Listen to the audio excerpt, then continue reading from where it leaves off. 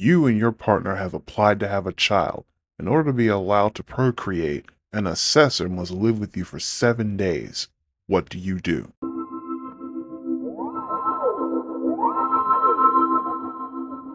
How goes it, folks? Jolly Yellow talking to you, and welcome to Transmissions from the Beyond, where I explore lesser known and sometimes majorly known works of science fiction.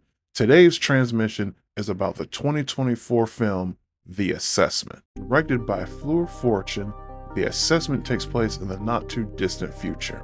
In this not-too-distant future, having children is strictly regulated by the government.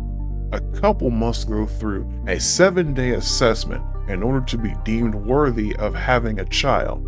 Virginia has been sent to live with the couple, Mia and Aaron, to assess their capacity to have and raise a child. The couple is definitely caught off by Virginia's methods.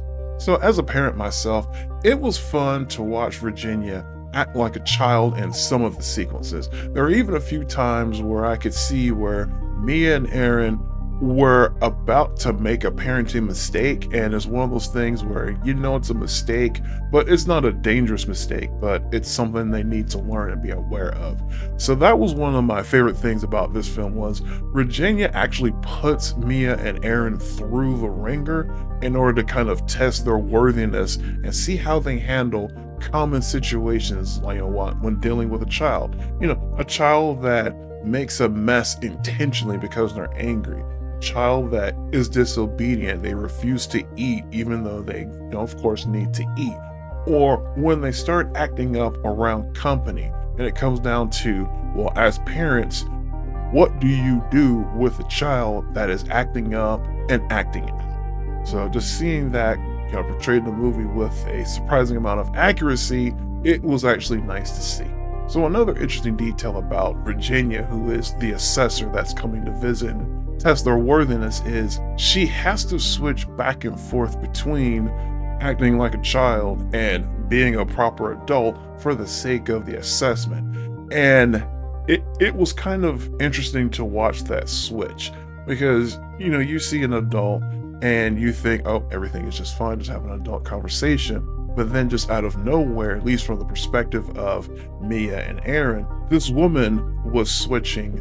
So at one moment, she's just a standard adult talking and doing everything that needs to be done as an adult. But in the next moment, she's acting like a child in order to test, their capacity to be able to have a child. And to make it a bit more interesting, she will even sometimes test them out in her adult form. So it's like watching her switch back and forth between acting like a child or being an adult, all in the efforts to test the couple out to see if they should have children or not. So those are some real nice touches going on there. I will say this, Virginia really left a big impression on me, and that's something that actually comes about later on in the film. So as for things that I wasn't really feeling, now I'm a fan of paying attention to the ambient music that runs in the background of a film. Yes, we know ambient music is for the background, to where it helps set the mood, set the tone, go along with what's happening on camera or what's being said on camera. I enjoyed that,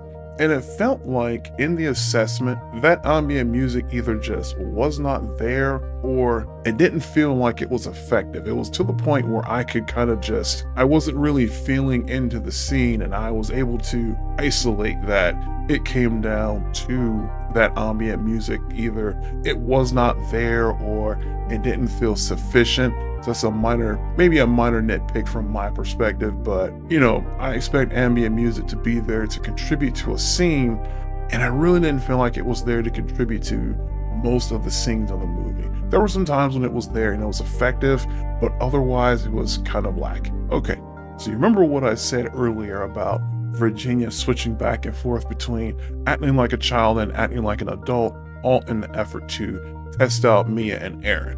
Well, I'm going to go ahead and warn you right now. There's a scene later in the film where Virginia, she does something that some would straight up call SA or that R word, where Virginia takes advantage of Aaron. I'll just leave it like that. And with the way that it's described after it happens, or when Mia finds out about it later on, it really rubbed me the wrong way on how it's played out afterwards. And that just kind of bugged me a lot, because it was like a case of, you have this grown woman who took advantage of a man's desire to have a child and uses that to coerce him into sexual activity. And then when it's told to the wife, Mia, later on, it's just written off as if Aaron made the choice to just have sex with the assessor, when it wasn't that clear and it wasn't that consensual. So if you're looking to find the assessment and take a watch of it for yourself,